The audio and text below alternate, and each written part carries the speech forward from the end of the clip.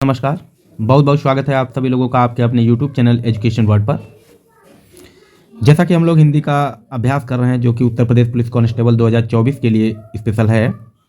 यहाँ पर बहुत महत्वपूर्ण प्रश्न है। जैसा कि आप लोग पिछले वीडियोज़ में देख पा रहे हैं कि किस प्रकार के प्रश्नों का संकलन है यहाँ पर और किस प्रकार से हम लोग इनका अध्ययन कर रहे हैं, विस्तार पूर्वक जो है अध्ययन कर रहे हैं। एक एक विकल्प को हम लोग समझ रहे हैं और समझने का प्रयास कर रहे हैं। उसी क्रम में आज हम लोग यहाँ प्रैक्टिस सेट नंबर 5 करने चल रहे हैं जो कि आपकी परीक्षाओं के लिए अति महत्वपूर्ण रहेंगे यहाँ के प्रश्न। तो आप लोग बड़े ही ध्यानपूर्वक धैर्य के साथ इनका अध्ययन करेंगे। जो भी प्रश्न आप लोगों को नहीं आ रहे हैं उनको आप नोट करते रहेंगे और पढ़ते रहेंगे, उनका स्मृति में बनाए रखेंगे, याद करते रहेंगे क्योंकि आने वाली परीक्षा के लिए उपयोगी रहेंगे।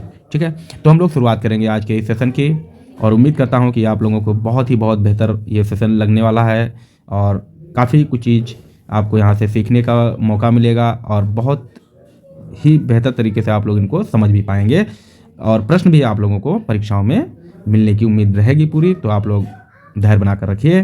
तो चलिए शुरुआत करते हैं हम लोग इस सेशन की। और वीडियो अगर अच्छा लगता है तो लाइक वाइक करते रहिएगा और फ्रेंड को शेयर करते रहिएगा। चलिए, शेयर और लाइक और सब्सक्राइब अलग बात है, बस आपको कंटेंट अच्छा मिलना चाहिए, आपको समझ में चीज़ें आनी चाहिए। ओके, प्रश्न नंबर एक में कहा गया है भाषा की लघुत्तम सार्थक इकाई है।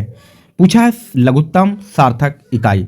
इस चीज़ पर आपको ध्यान देना रहेगा। जो भाषा लिखी है उस पर आप लोग बहुत विशेष ध्यान देंगे, तभी आप प्रश्नों के उत्तर ठीक दे पाएंगे। क्या शब्द होगा, पद होगा, ध्वनि होगा या फिर वाक्य हो जाएगा? कौन सा इसका विकल्प सही हो जाएगा? भाषा की लघुत्तम सार्थक इकाई। तो यहाँ पर जो विकल्प होगा वो आपका विकल्प ए हो जाएगा। शब्द होता है, भाषा की लघुत्तम सार्थक इकाई शब्द होता है। और अगर पूछा जाए भाषा की लघुत्तम इकाई, ठीक है, खाली लघुत्तम इकाई आपसे अगर पूछा जाए तो आप लगाएंगे ध्वनि।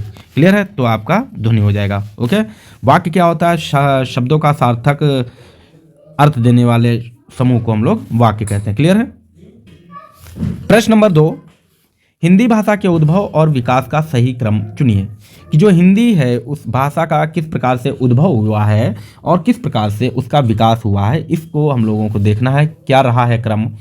क्या विकल्प ए में संस्कृत, पाली, प्राकृत, अपभ्रंश या बोली? या विकल्प बी सही होगा, संस्कृत, प्राकृत, अपभ्रंश या पाली? विकल्प सी अपभ्रंश, संस्कृत, पाली या प्राकृत? विकल्प डी पाली, प्राकृत, अपभ्रंश, संस्कृत या अवहट्ठ हो जाएगा। तो यहाँ पर कौन सा विकल्प सही हो जाएगा ए, बी, सी, डी में? तो आप सभी लोग जानते होंगे कि विकल्प ए यहाँ पर सही होगा। सबसे पहले जो है वो क्या रही है, तो आप बताएंगे कि संस्कृत के बाद पाली रही है, पाली के बाद प्राकृत रही है, प्राकृत के बाद अपभ्रंश आई है और अपभ्रंश के बाद अगर देखा जाए तो यहाँ पर अपभ्रंश के बाद आती है अवहट्ठ। क्या आती है? अवहट्ठ आती है। अवहट्ठ के बाद आती है जो है वो पुरानी हिंदी। क्या आती है? पुरानी हिंदी आती है। पुरानी हिंदी के बाद आधुनिक हिंदी की शुरुआत होती है। कौन सी? आधुनिक हिंदी। ठीक है, आप बहुत ध्यानपूर्वक देखेंगे। आधुनिक हिंदी और आधुनिक हिंदी के बाद हम लोग बोली को रखेंगे। तो ये क्रम रहेगा। ठीक है, संस्कृत, पाली, प्राकृत, अपभ्रंश, अवहट्ठ, पुरानी हिंदी, आधुनिक हिंदी और बोली। क्लियर है? बाकी सभी विकल्प गलत हैं। यहाँ पर जो आपका विकल्प होगा आंसर ए विकल्प बिल्कुल सही हो जाएगा। क्लियर? प्रश्न नंबर 3, हिंदी की मूर्धन्य ध्वनियाँ हैं। उच्चारण स्थान के आधार पर पूछा गया कि मूर्धन्य ध्वनियाँ कौन सी हैं। क्या विकल्प ए होगा च, छ, जा, झा होगा? विकल्प बी टा, ठा, डा, ढा होगा? विकल्प सी पा, फा, बा, भा होगा? या फिर विकल्प डी ता, था, दा, धा, ना होगा? कि ऐसे कौन से अक्षर हैं यानी कि वर्ण हैं जिनका उच्चारण मूर्धा से किया जाता है? तो यहाँ पर आप जानते हैं कि विकल्प बी बिल्कुल सही होगा। टा, ठा, डा, ढा ये मूर्धन्य ध्वनियाँ हैं। ए में जो है चा, छा, जा, झा ये क्या है? ये तालव्य ध्वनियाँ हैं। पा, फा, बा, भा ये ओष्ठ्य हैं। क्या है? ये ओष्ठ्य ध्वनियाँ हैं। और ता, था, दा, धा, ना ये दंत हैं। ठीक है, दंत ध्वनियाँ हैं। क्लियर है? ओके। और चा, छा, जा, झा को ही क्या कहा जाता है? स्पर्श संघर्षी ध्वनियाँ भी कहा जाता है। ठीक है, स्पर्श संघर्षी ध्वनियाँ भी इन्हें कहा जाता है। क्लियर है? तो आप ये भी याद रखिएगा, पूछा जाता है बहुत ज़्यादा। प्रश्न नंबर 4, अड़ा, अढ़ा ध्वनियों के विषय में कौन सा कथन शुद्ध है? यहाँ पर कथन शुद्ध पूछा गया। ये तालव्य ध्वनियाँ है क्या? बिल्कुल नहीं। ये मूर्धन्य ध्वनियाँ है क्या? ये मूर्धन्य उच्छिष्ट ध्वनियाँ है क्या? क्या ये विकल्प होगा? इनका प्रयोग शब्द के आरंभ, मध्य तथा अंत में सर्वत्र किया जाता है, या फिर विकल्प डी दोनों महाप्राण है? कौन सा विकल्प सही होगा? ए, बी, सी, डी। तो आप सभी जानते हैं, अभी हम लोगों ने देखा है कि टा, ठा, डा और ढा, इनका जो उच्चारण स्थान है वो मूर्धा से है, और ये अड़ा और अढ़ा है, तो इन ये क्या कहलाती है? ये मूर्धन्य ध्वनिया होंगी। विकल्प बी बिल्कुल सही होगा, मूर्धन्य उच्छिष्ट ध्वनिया। इन्हीं को अन्य नाम से जानते हैं। क्या नाम जानते हैं इनको? द्विगुण व्यंजन। क्या कहते हैं? द्विगुण व्यंजन कहते हैं, उच्छिष्ट ध्वनिया भी कहते हैं, और इन्हें ताड़न जात भी कहा जाता है, ताड़न जात व्यंजन। ठीक है, तो आप लोग इन्हें याद रखेंगे। क्लियर? द्विगुण, ताड़न जात और उच्छिष्ट, और ये मूर्धन्य भी है। ओके। प्रश्न नंबर 5, भूकंप किस प्रकार की संज्ञा है? यहां पर आपको संज्ञा बताना है कि भूकंप किस प्रकार की संज्ञा है। क्या समूहवाचक है, जातिवाचक है, भाववाचक है, या फिर व्यक्तिवाचक है? कौन सा विकल्प इसका सही होगा? ए, बी, सी, डी में? तो यहाँ पर जो विकल्प हो जाएगा वो विकल्प आपका बी हो जाएगा, जातिवाचक संज्ञा। भूकंप जो है जातिवाचक संज्ञा। जितनी भी हमारी स्थलाकृतियाँ होती हैं वे सभी जातिवाचक संज्ञा होती हैं। ठीक है। और समूहवाचक में क्या आता है? जो समूह का बोध कराए, जैसे कक्षा, है ना, जैसे सेना। ठीक है। भाववाचक संज्ञा क्या होती है? ठीक है, जैसे सुख, दुख, सुख जैसे दुख, जैसे दर्द। ठीक, ये भाववाचक। व्यक्तिवाचक में व्यक्ति विशेष का नाम होगा, जैसे आप गंगा कह दिया जाए। ठीक है, ये आप ध्यान रखें। अगर आपसे पूछा जाए संज्ञा के प्रकार, क्या पूछा जाए? संज्ञा के प्रकार, तब आप बताएंगे 5। 4 आपके लिखे हैं, 5वां क्या होता है? द्रव्यवाचक संज्ञा, या फिर इसी को हम लोग पदार्थवाचक संज्ञा भी कहते हैं। क्लियर है? प्रश्न नंबर 6, नेता का स्त्रीलिंग रूप दिए गए विकल्पों में से कौन सा होगा?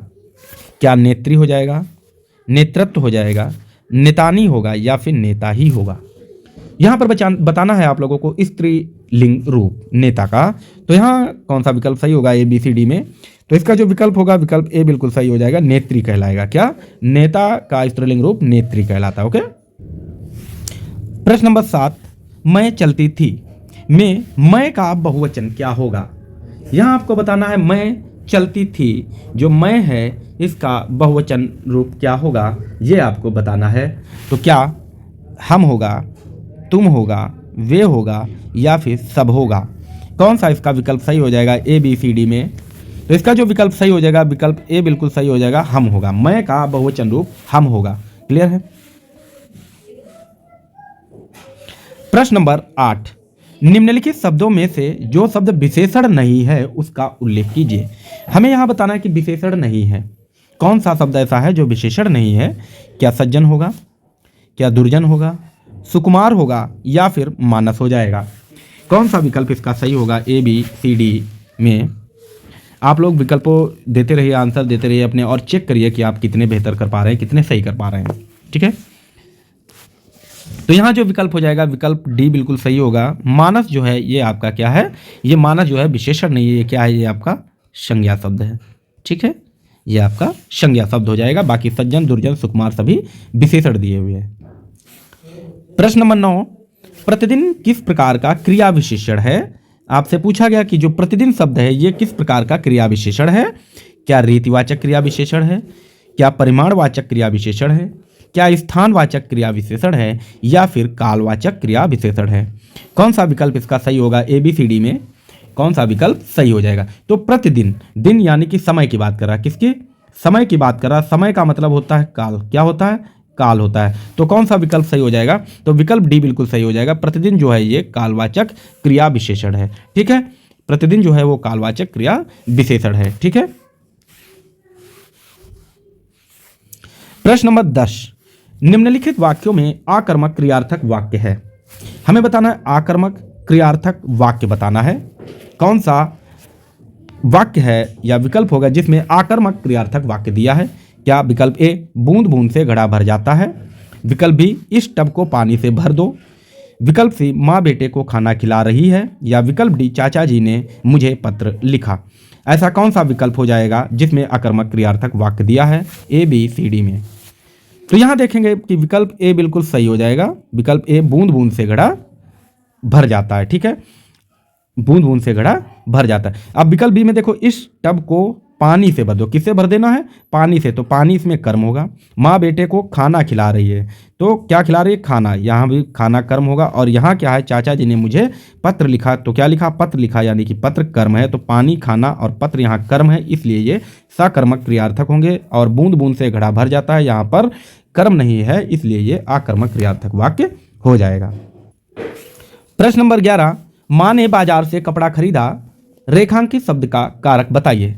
माँ ने बाजार से कपड़ा खरीदा, रेखांकित शब्द का कारक बताना है, यानी कि रेखांकित शब्द कौन सा है, कपड़ा, तो कपड़ा का कारक बताना है, क्या होगा, क्या कर्ता कारक होगा, करण कारक होगा, कर्म कारक होगा, या फिर अधिकरण कारक हो जाएगा। तो यहाँ पर कौन सा विकल्प सही हो जाएगा, ए बी सी डी। तो यहाँ जो विकल्प सही होगा वो आपका सी हो जाएगा, क्या हो जाएगा, सी। कपड़ा जो है कर्म कारक है। कर्ता कारक की बात करें तो यहाँ पर माँ हो जाएगा, ठीक है, माँ हो जाए। करण कारक तो क्या होगा, बाजार, क्या होगा, बाजार से, ठीक है, कहां से, बाजार से, ठीक है, ओके। प्रश्न नंबर 12, वह आई हो तो मेरी चिट्ठी उसे दे देना। वह आई हो तो मेरी चिट्ठी उसे दे देना में कौन सा काल है। यहां पर आपको बताना है काल कौन सा होगा, समय, क्या संदिग्ध वर्तमान काल होगा, संभाव्य वर्तमान काल होगा, तात्कालिक वर्तमान होगा, या फिर सामान्य वर्तमान होगा। तो आप जानते हैं कि बात किसकी कर रहा है, आई हो तो दे देना, यानी कि आने वाले समय की, आने वाले, तो यहाँ पर क्या होगा, संभाव्य हो जाएगा, संभावित की बात कर रहा है, आई हो तो संभाव्य वर्तमान काल हो जाएगा, ठीक है, ओके। प्रश्न नंबर 13, निम्नलिखित में से कौन सा भाववाच्य का उदाहरण है। यहां पर आपको बताना है कि कौन सा भाववाच्य है, कौन सा भाववाच्य है, किस विकल्प में भाववाच्य दिया हुआ है। मैंने पुस्तक पढ़ी, पुस्तक पढ़ी जाती है, आम खाया जाता है, या फिर धूप में चला नहीं जाता। कौन सा विकल्प सही हो जाएगा, आपसे पूछा है भाववाच्य, तो यहाँ पर विकल्प डी बिल्कुल सही होगा। भाववाच्य में क्या होगा, धूप में चला नहीं जाता, विकल्प डी बिल्कुल सही होगा। मैंने पुस्तक पढ़ी, ये क्या होगा, ये कृतवाच्य होगा, क्या होगा, कृतवाच्य होगा। पुस्तक पढ़ी जाती है, ये आपका कर्मवाच्य होगा। और आम खाया जाता है, ये भी आपका कर्मवाच्य होगा। वाच्य की बात करें अगर, तो वाच्य अगर पूछा जाए तो वाच्य कितने प्रकार के होते हैं, तो 3 होते हैं। कौन से, कृतवाच्य, कर्मवाच्य और भाववाच्य, 3 प्रकार के वाच्य होते हैं। क्लियर है, आप याद रखेंगे। प्रश्न नंबर 14, आहा आप आ गए, वाक्य में आहा शब्द है, कि जो शब्द दिया है आहा, ये बताना है आपको कैसा शब्द है, क्या यह संज्ञा है, सर्वनाम है, अव्यय है, या फिर विशेषण है। कौन सा विकल्प इसका सही होगा, ए बी सी डी में। तो इसका जो विकल्प सही हो जाएगा विकल्प सी होगा, अव्यय है। आहा जो है वो क्या है, अव्यय है। अव्यय क्या होता है, जो लिंग, वचन, काल, लिंग वचन काल के आधार पर जिनमें कोई परिवर्तन नहीं किया जा सकता उन्हें हम अव्यय कहते हैं। तो आहा को हम किसी भी प्रकार से बदल नहीं सकते, इसलिए यह अव्यय है। यानी कि आ मतलब नहीं, अव्यय मतलब बदलना या क्षरण होना या खत्म होना, ठीक है, क्लियर। प्रश्न नंबर 15, निम्नलिखित में से गीध का तत्सम रूप कौन सा होगा। यहां जो गीध दिया है इसका तत्सम क्या होगा, क्या गर्दभ हो जाएगा, ग्रंथि हो जाएगा, गृध्र हो जाएगा, या फिर गंध हो जाएगा। कौन सा इसका विकल्प सही होगा, ए बी सी डी में। तो जो गीध है इसका तत्सम रूप होगा गृध्र हो जाएगा, क्या हो जाएगा, गृध्र हो जाएगा। तत्सम मतलब शुद्ध संस्कृत निष्ठ शब्द जो हिंदी में प्रयोग किए जाते हैं, ठीक है। गर्दभ का तद्भव होगा ये गधा, ठीक है। ग्रंथि का जो तद्भव होगा गांठ होगा, और गंध का तद्भव ये आपका महक हो जाएगा, ठीक है। प्रश्न नंबर 16, निम्नलिखित में तद्भव शब्द है, कि तद्भव जो है वो किस में दिया गया है। क्या अग्नि तद्भव शब्द है, क्या पुष्प तद्भव है, क्या शलाका तद्भव है, या फिर चौधा तद्भव है। तो कौन सा इसका विकल्प सही है। तो यहाँ पर जो संस्कृत निष्ठ शब्द नहीं है वो क्या है, वो चौधा है, क्या है, चौधा है। और चौधा का तत्सम क्या होता है, आप जानते हैं, चतुर्दश।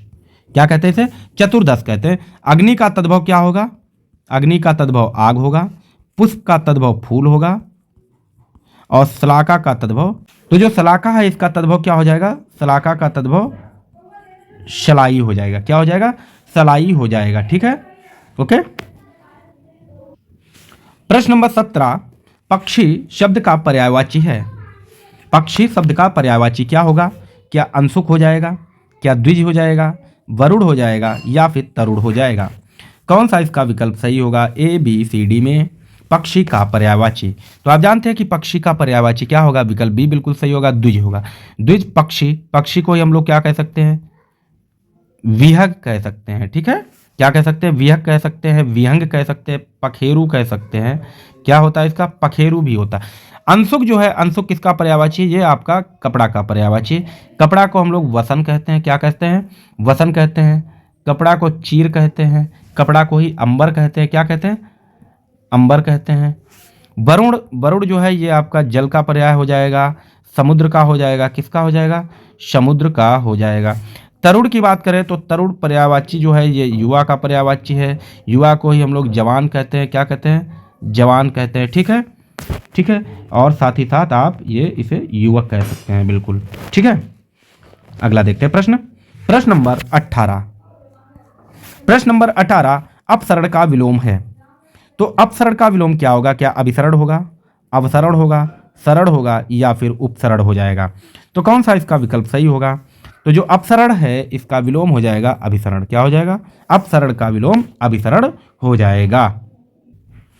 प्रश्न नंबर 19, निम्नलिखित में से असंगत गलत विलोम शब्द युग्म कौन सा है। यहां पर आपसे पूछा गया कि कौन सा जोड़ा गलत लिखा है जिसका विलोम सही नहीं है। तो जैसे क्या घात का प्रघात विलोम होता है, प्रतिघात। क्या शाश्वत का सदैव विलोम होता है। क्या प्रसारण का संकुचन विलोम होता है। क्या खग का मृग विलोम होता है। तो कौन सा गलत जोड़ा है, तो देखेंगे हम लोग, घात का प्रतिघात विलोम होता है तो ये हो जाएगा। प्रसारण का विलोम संकुचन होता है, बिल्कुल सही। खग का विलोम मृग होता है, बिल्कुल सही। लेकिन जो सदैव है, सदैव का विलोम, शाश्वत का विलोम सदैव नहीं होता है। तो शाश्वत का मतलब होता है हमेशा, और नश्वर इसका हो जाएगा। क्या हो जाएगा, शाश्वत का विलोम नश्वर हो जाएगा। ठीक है, तो यही आपका जोड़ा सही नहीं दिया है, आंसर ये हो जाएगा। प्रश्न नंबर 20, इनमें से कौन सा शब्द मद का समानार्थी नहीं है, कि जो मद दिया है इसका समानार्थी कौन सा नहीं होगा। क्या शिथिल नहीं होगा, मद्य नहीं होगा, गर्व नहीं होगा या फिर नशा नहीं होगा। तो कौन सा इसका विकल्प सही हो जाएगा, तो इसका विकल्प कौन सा सही होगा ए बी सी डी में। तो मद का जो समानार्थी है वो शिथिल नहीं होता है। मद का मतलब नशा होता है, जो मध्य हो जाएगा, गर्भ हो जाएगा और नशा, ये सभी इसके समानार्थी है, लेकिन शिथिल नहीं है। अगर शिथिल के समानार्थी की बात करें तो क्या हो जाएगा, मंद। मंद मतलब धीमा हो जाएगा। इसी को हम लोग कह सकते हैं आलसी कहेंगे। क्या कहेंगे, आलसी कहेंगे। इसी को हम लोग कमजोर यानी कि दुर्बल कहेंगे। ठीक है, ये समानार्थी शिथिल के हो जाएंगे। क्लियर है, देखेंगे हम लोग अगला प्रश्न। प्रश्न नंबर 21, निम्नलिखित विकल्पों में से अनेकार्थी शब्द समूह पहचान कर चिन्हित कीजिए। यहां पर हमें बताना है अनेकार्थी कौन सा विकल्प है जिसमें सभी अनेकार्थी सही लिखे हैं, ये गलत लिखा हो। क्या विकल्प ए सही है, आंख, अली, अच्छी, अच्छ, क्या ये सभी समानार्थी हैं। विकल्प बी में अंग, अवयव, अंश, शरीर, क्या ये सभी समानार्थी हैं। विकल्प सी कान, श्रुति, कर्ण या कक्षा सभी समानार्थी हैं। या विकल्प डी नाक, स्वर्ग, नाक, केसर या फिर इज्जत सभी समानार्थी हैं। कौन सा हो जाएगा, तो इसका जो आंसर होगा वो विकल्प बी बिल्कुल सही होगा। अंग, अंग को ही अवयव कहा जाता है, अवयव अंश होता है और ये शरीर होगा, यही आपका आंसर हो जाएगा। क्लियर है। प्रश्न नंबर 22, राज्य द्वारा निकाला गया आधिकारिक आदेश वाक्यांश के लिए एक शब्द है, कि यहां पर वाक्य के लिए एक शब्द बताना है कि राज्य के द्वारा निकाला गया आधिकारिक आदेश क्या कहलाता है। क्या अधिनियम कहलाता है, क्या अध्यादेश कहलाता है, अधियाचना कहलाता है या फिर अधिसूचना कहलाता है। कौन सा इसका विकल्प सही होगा ए बी सी डी में। तो राज्य द्वारा निकाला गया आधिकारिक आदेश क्या कहलाता है, ये आपका अध्यादेश कहलाता है। विकल्प बी बिल्कुल सही हो जाएगा। ओके। प्रश्न नंबर 23, वह राजकीय धन जो किसानों को सहायतार्थ दिया जाता है उसके लिए उचित शब्द का चयन कीजिए। कि हम क्या कहेंगे, वह राजकीय धन जो किसानों को सहायतार्थ दिया जाता है उसे हम क्या कहेंगे। क्या ऋण कहा जाता है, क्या तकावी कहते हैं, अनुबंध कहते हैं या फिर अनुग्राह्य कहते हैं। तो क्या इसे कहते हैं, कौन सा विकल्प सही होगा, तो जो राज्य के द्वारा जो किसानों को सहायता के रूप में धन दिया जाता है उसे हम लोग क्या कहते हैं, तकावी कहते हैं। क्या कहते हैं, तकावी कहते हैं। विकल्प बी बिल्कुल आपका सही हो जाएगा। ओके। प्रश्न नंबर 14, नीचे दिए गए वाक्य के लिए सही मुहावरा बताइए। कि यहाँ मुहावरा भरना है कि जो ये खाली स्थान छूटा पड़ा है यहाँ पे मुहावरा आपको भरना है। युवकों को डैश डैश डैश होने पर ही विवाह करना चाहिए। क्या होने पर, क्या अपने पैरों पर दौड़ने योग्य होने पर ही विवाह करना चाहिए, क्या अपने पैर पसारने के बाद विवाह करना चाहिए, या अपने पैरों पर खड़े होने पर ही विवाह करना चाहिए, या अपने मुंह मियाँ मिट्ठू होने पर ही विवाह करना चाहिए। तो कौन सा विकल्प सही हो जाएगा?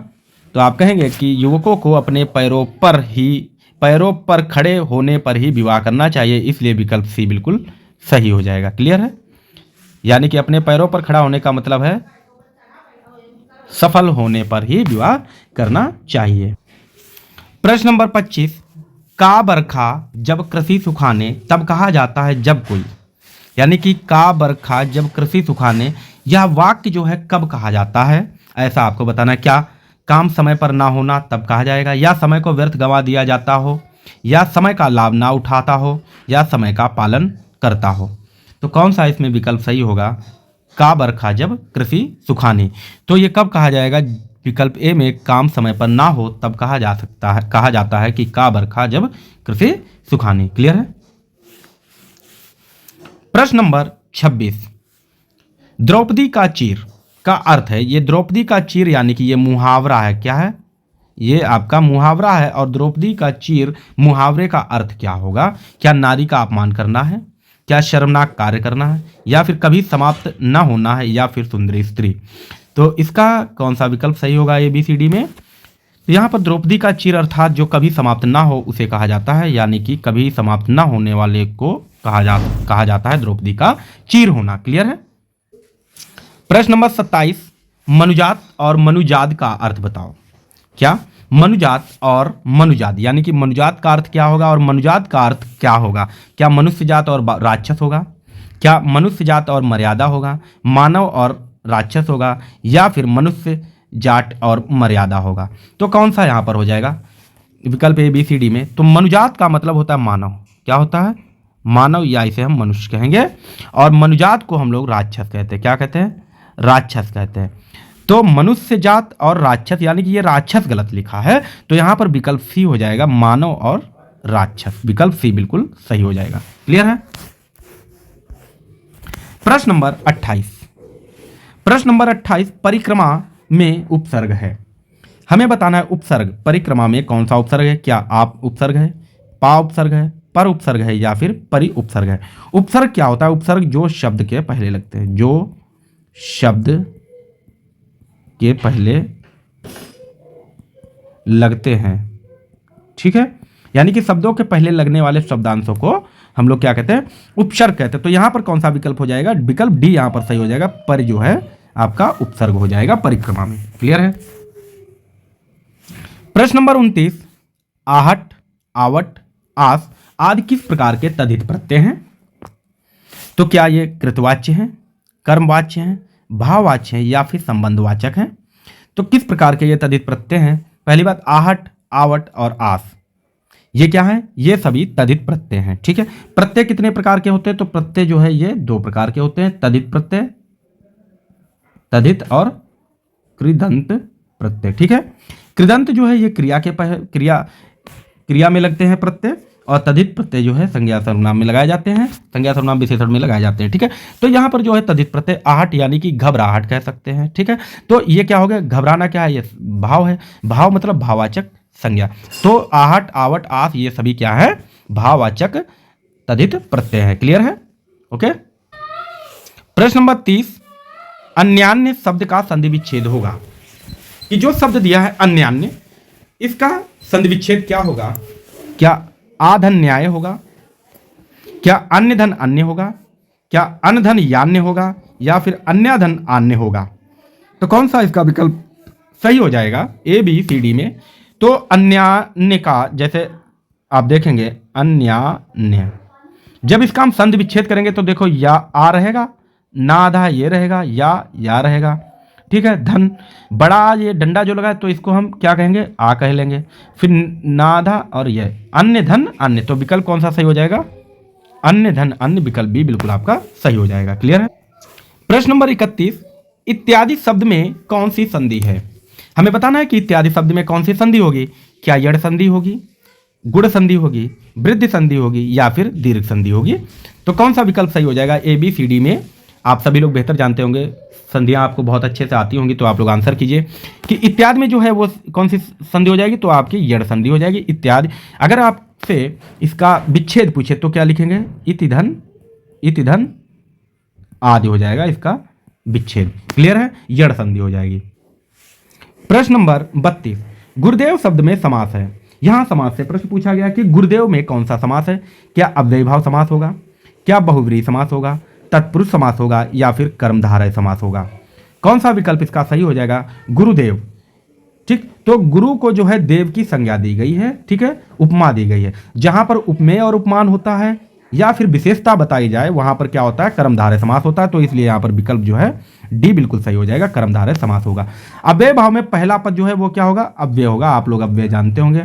बहुव्रीहि समास में क्या होता है, तीसरा पद प्रधान होता है। क्या, तीसरा पद प्रधान होता है। ठीक है। और तत्पुरुष समास में क्या होता है, कारक चिन्ह लगे होते हैं। ठीक है, कारक चिन्हों का लोप होता है। ठीक है, ये आप लोग बेहतर तरीके से याद रखिएगा।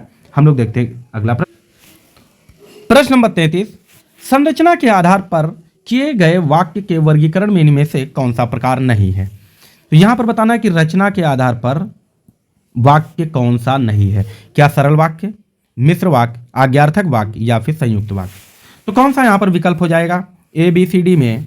तो आप जानते हैं रचना के आधार पर वाक्य कितने प्रकार के होते हैं। तो आप जानते हैं 3 प्रकार के। कौन से, तो सरल, संयुक्त और मिश्र या मिश्रित वाक्य होता है। और अगर अर्थ के आधार पर वाक्य की बात करें, अर्थ के आधार पर वाक्य, तो आप लिखेंगे 8 प्रकार के होते हैं। ठीक है, तो यहां पर कौन सा हो जाएगा, देखो सरल, संयुक्त और मिश्र होते हैं तो कौन सा होगा, आज्ञार्थक वाक्य नहीं होगा, ये आपका अर्थ के आधार पर हो जाएगा। ठीक है। प्रश्न नंबर 34, इनमें त्रुटिपूर्ण वाक्य या वाक्यांश है। वाक्यांश या वाक्य क्या कहा है, हम कौन सा होगा, हमारी दुग्धशाला में शुद्ध गाय का घी बिकता है, या मिलावट सिद्ध करने पर, या फिर 5,000 रुपये का पुरस्कार प्राप्त करें, या फिर कोई त्रुटि नहीं है। किस वाक्यांश में या फिर किस विकल्प में त्रुटि है। तो यहां पर आप देख पा रहे होंगे कि विकल्प ए हम लोग जब पढ़ेंगे, हमारी दुग्धशाला में शुद्ध गाय का घी बिकता है, शुद्ध गाय का नहीं, गाय का शुद्ध घी बिकता है, तो कौन सा त्रुटिपूर्ण है, विकल्प ए त्रुटिपूर्ण है, यानी कि विकल्प ए आंसर हो जाएगा। ठीक है, ओके। प्रश्न नंबर 35, निम्नलिखित में से शुद्ध वर्तनी वाला शब्द है। हमें शुद्ध वर्तनी बताना है, किसमें लिखा हुआ है शुद्ध। क्या उच्च श्रृंखल है, क्या उच्च श्रृंखल है, उच्च श्रृंखल है या फिर उच्च श्रृंखल है। यहां पर देखो 2 प्रकार, दोनों बी और डी एक जैसे लिखे तो हम इसको क्या करते हैं, एक में हम लोग डंडा लगाते हैं, बड़ा आ की मात्रा लगा देते हैं। तो अब बताएंगे आप लोग कौन सा विकल्प सही लिखा है। तो यहां पर जो विकल्प होगा वो विकल्प डी बिल्कुल सही हो जाएगा, उच्च श्रृंखला होगा। इसकी वर्तनी एकदम शुद्ध है, ये शब्द शुद्ध है। आप लोग इसे स्टार मार्किंग करेंगे, याद रखेंगे कि ये इंपॉर्टेंट है, पूछा जा सकता है आपसे। क्लियर है। तो जैसा कि आप लोगों ने देखा, आज हम लोग 35 प्रश्नों का अभ्यास किया है। और यहाँ पर आप मान के चलिए कि 35 प्रश्न नहीं तो हम लोगों ने लगभग में 70 प्रश्नों का अभ्यास कर लिया है, कि एक एक विकल्प को हम लोगों ने देखा। अबाउट 70 प्रश्नों को हम लोगों ने अभ्यास किया, अध्ययन किया है। तो उम्मीद करता हूँ आप लोगों को वीडियो बहुत अच्छा लगा होगा, कंटेंट अच्छा लगा होगा। हम इसी प्रकार से आप लोगों के लिए बेहतर कंटेंट लाते रहेंगे। अगर आप लोगों को वीडियोज़ अच्छे लग रहे हैं तो आप लोग लाइक करते रहिए प्लीज़, शेयर तो आप लोग करते रहिए अपने फ्रेंड्स को। और जिन्होंने चैनल सब्सक्राइब नहीं किया और आपको लगता है कि कंटेंट अच्छा मिल रहा है तो आप लोग चैनल को सब्सक्राइब कर लीजिए, ताकि आपको हर एक आने वाली वीडियो आपको मिलती रहे। और हमको भी अच्छा लगता है जब आप लोग लाइक, शेयर और सब्सक्राइब करते हैं, कमेंट करते हैं, तो हमें भी अच्छा लगता है। तो आप लोग इस बात का भी ध्यान रखिए। अगर आपको बेहतर लग रहा है कि हमें सपोर्ट करना चाहिए तो आप लोग चैनल को प्लीज़ सब्सक्राइब कर लीजिए, अगर लग रहा है कि सपोर्ट करना चाहिए। ठीक है, तो ठीक है, आज के लिए इतना ही रखते हैं। मिलेंगे हम लोग अगले वीडियो में। तब तक आप लोग अपना बेहतर तरीके से ध्यान रखेंगे, बहुत ही बेहतर तरीके से ध्यान रखें, अपने स्वास्थ्य का ध्यान रखें और घर पर बहुत अच्छे से अध्ययन करते रहिए, ताकि आप जो है आने वाली परीक्षा में सफल हों। और मैं प्रार्थना करता हूं कि आप लोग निश्चित ही सफलता प्राप्त करें। Thanks for watching video, take care, bye bye.